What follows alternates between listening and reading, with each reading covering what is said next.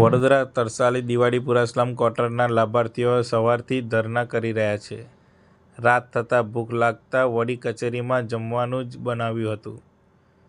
જર્જરિત મકાનના મામલે પાલિકાએ તરસાલી સ્લમ ક્વાર્ટરના રહેવાસીઓ વીજળી, પાણી અને ડ્રેનેજ લાઇન કનેક્શન કાપી નાખ્યા છે. તરસાલી દિવાળીપુરાના રહેવાસીઓ પહોંચ્યા પાલિકાની વડી કચેરી. પાણી, ડ્રેનેજ અને વીજ જોડાણ કપાતા લાભાર્થીઓએ વડી કચેરીની બહાર જ ધરણા શરૂ કર્યા છે.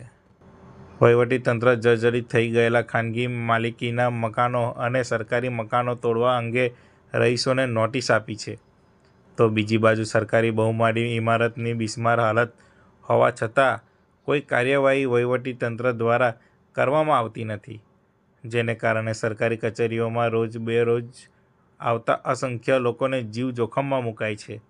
ત્યારે વહીવટીતંત્ર એવો બચાવ કરે છે કે દિવાલ અને છતને થોડું નુકસાન થયું છે, બાકી ઇમારત તો મજબૂત છે.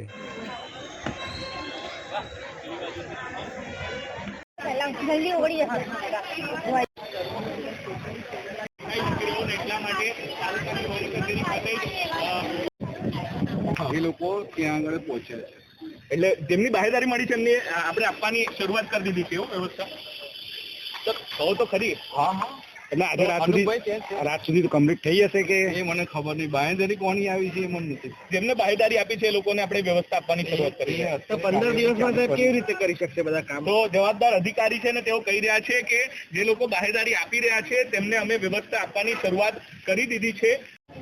અમે અહીંયા સવારથી છે, અમને કોઈ ન્યાય મળ્યો નથી. જ્યાં સુધી ન્યાય નહીં મળે ત્યાં સુધી અમે અહીંયા જ રહીશું. અને આ બપોરે ખમણ ખાધા હતા, અત્યારે ખીચડી બનાવી છે અને ખીચડી બનાવી છે, બધા અહીંયા જ રહેવાના છે. જ્યાં સુધી આ કોર્પોરેશનવાળા ન્યાય નહીં આપે ત્યાં હજી અમે અહીંયાથી જવાના નથી. અમારી ગટર લાઈન, પાણી લાઈન અને વીજળી, આ ત્રણ અમને આપે પાછું. કોઈ નોટિસ નથી આપી, કશું જ નહીં. બધાનો વેરો ભરેલો છે, ઘરના દસ્તાવેજ છે, અને અચાનક 500નો કાફલો પોલીસનો લઈને આવી અને અચાનક જ કોઈને ઘરમાંથી બહાર નહીં નીકળવા દીધા ગઈકાલે, અને આ લાઈનો કાપી નાખી છે. આજે તમે અહીંયા ઘડી ખીચડી બનાવી છે બધા ભેગા થઈને?